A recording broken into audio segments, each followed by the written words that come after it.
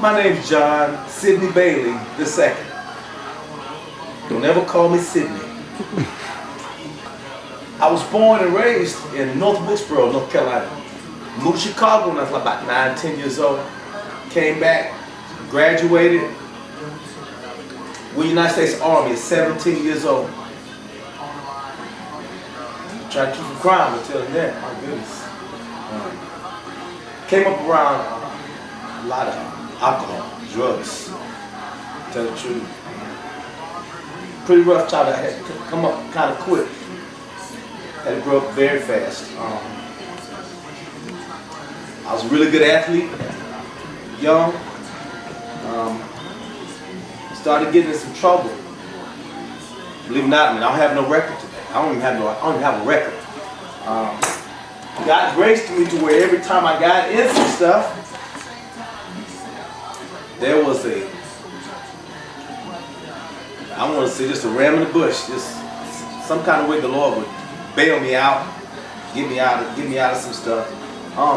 Sold drugs at a young age, learned some stuff I shouldn't have, especially Chicago. Chicago teaches you a lot of stuff I don't think nobody should ever learn.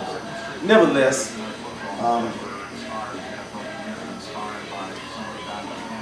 watched the first person I ever saw get killed when I was 9 years old.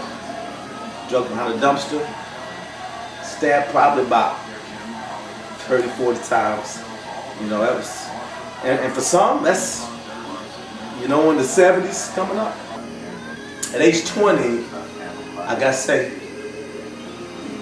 I quit selling drugs, never sold another drug, never smoked again, never did any of those things I did again. I could really go into detail, but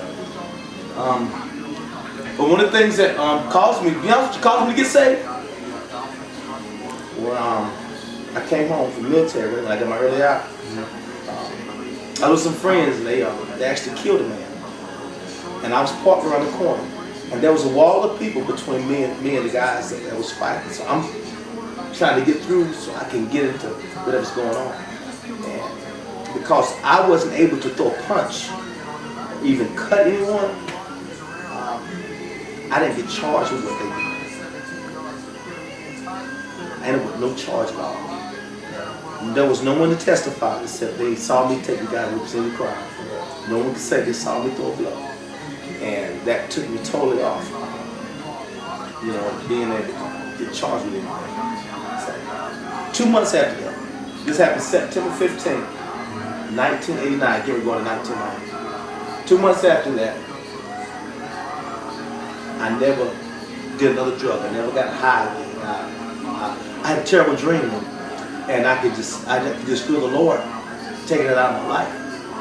And it's time for change. Less than a year after I got saved, man, I could hear the voice of God. You know, because I could hear the voice of God like I'm talking to you right now. And I left the scene of a whole lot of stuff where people were damaged, people were on drugs, alcohol severely, and what He pulled me from, I could feel the Spirit of God drawing me to help some of those get out. And one thing about it, I don't believe that God pulls anybody from a place without having Him to go back and use you for the extension of Him to pull those from that same place where you came from. God takes damaged people and go get damaged people. God gets people who need to be healed and goes back and heals those who need to be healed. So, been preaching now for over 19 years. It took me a few years to really accept the call of ministry into my life. I didn't really think I was worthy by no means because of all the stuff I'd done, stuff I'd been into. So I was just really happy to be saved, be in church, started going to college. It's as if cutting hair has opened the door for me to really share Christ with a whole lot of people. Especially a lot of young guys, you know, and even a lot of drug dealers. Drug dealers come here, you know. Since I've been on the scene, you know, I've experienced a lot of that. I find myself really ministering and mentoring a whole lot of them. Because sometimes they feel like they can't come out of what they in. They can't let go of the money. They can't let go of the fast pace of that. They're businessmen. They just doing business wrong, you know. They're actual businessmen. They don't, because they make an exchange. Anytime you make money, you doing business. They just, you know, you can find another way to do it.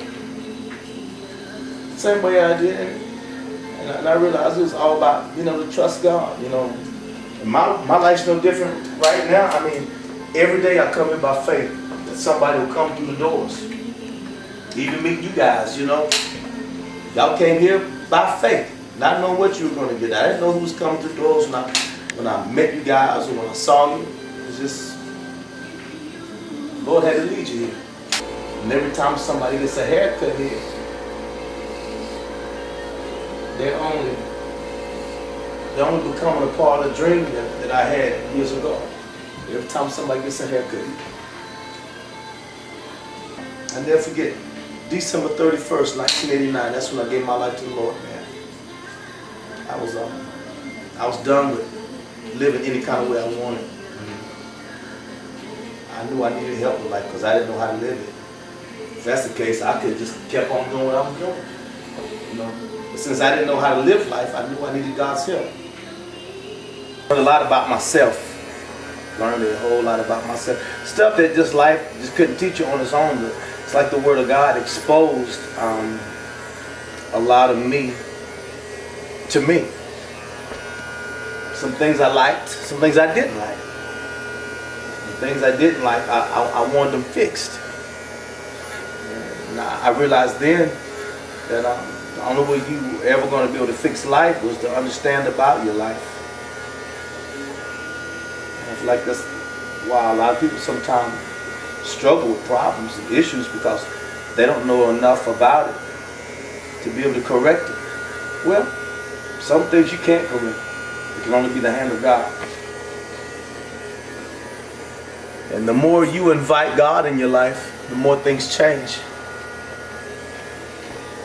So, when I gave the Lord my heart, I started learning more about Him.